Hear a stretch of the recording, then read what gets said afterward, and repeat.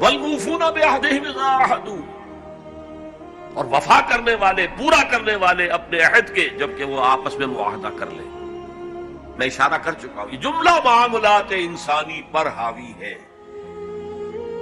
ایک مزدور کو آپ نے یومیہ محنت اور مزدوری پر انگیج کیا ہے،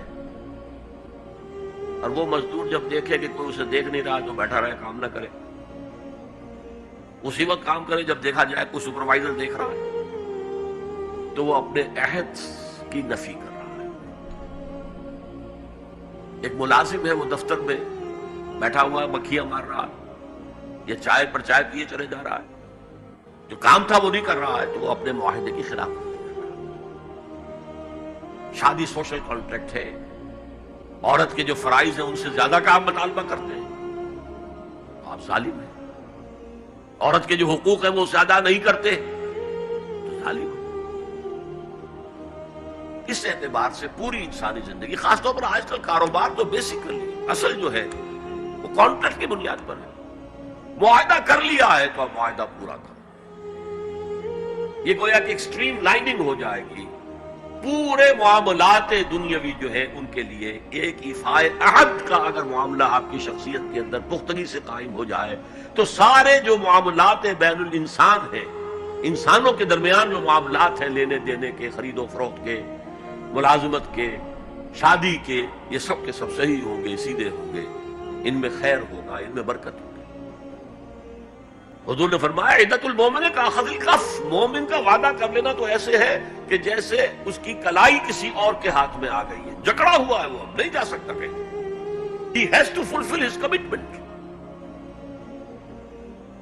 اور کس قدر کیٹیگوریکل سٹیٹمنٹ ہے جو میں نے کل بھی آپ کو سنایا تھا، حضرت انس کی حدیث رضی اللہ تعالی عنہ جو کہتے ہیں قلما خطبنا رسول اللہ صلی اللہ علیہ وسلم الا قال، شاذ ہی کبھی ہوا ہوگا کہ حضور نے ہمیں کوئی خطبہ ارشاد فرمایا ہو اور اس میں یہ الفاظ نہ کہیں لا ایمان لمن لا امانت لہ ولا دین لمن لا عہد لہ، جس شخص میں امانت داری کا بس نہیں، اس کا کوئی ایمان نہیں، اور جس شخص کے اندر ایفائے عہد کا مادہ نہیں، اس کا کوئی دین نہیں۔ دین تو نام ہے ایک بہت بڑے کانٹریکٹ کا، ایاک نعبد و ایاک نستعین، اے اللہ تیری ہی بندگی کرتے ہیں، کریں گے۔ اس سے بڑا معاہدہ کیا ہوگا؟ پوری زندگی کو کور کر رہا ہے، وہ اتنا بڑا معاہدہ کیسے پورا کر دے گا اگر وہ چھوٹے چھوٹے عہد پورے نہیں کرتا؟ حضور کو جو الصادق الامین کے جو خطابات مل گئے تھے کاروبار معاملات کے اندر، ایک واقعہ آتا ہے، یہ قبل ظہور نبوت، میں آغاز نبوت نہیں کہا کرتا، نبی پیدائشی نبی ہوتا ہے۔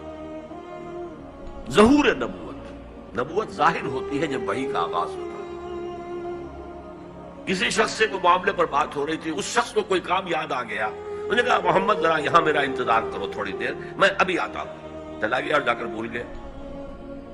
وَذَّكَرَ بَعْدَ ثَلَاثٍ، اب اسے یاد آیا 3 کے بعد، 3 دن بھی ہو سکتے ہیں، 3 گھنٹے بھی ہو سکتے ہیں، عام طور پر خیال یہ ہے کہ 3 دن کے بعد یاد آیا۔ گھبرا کر گیا ہے تو دیکھا وہی بیٹھے ہو۔ اس نے معذرت کی، فرمایا کہ تم نے جو کیا، میں تو اپنے عہد کا پابند تھا، میں کیسے ہلتا یہاں سے؟ میں نے کہا تھا کہ ہاں میں تمہارا انتظار کروں۔ تو ایفائے عہد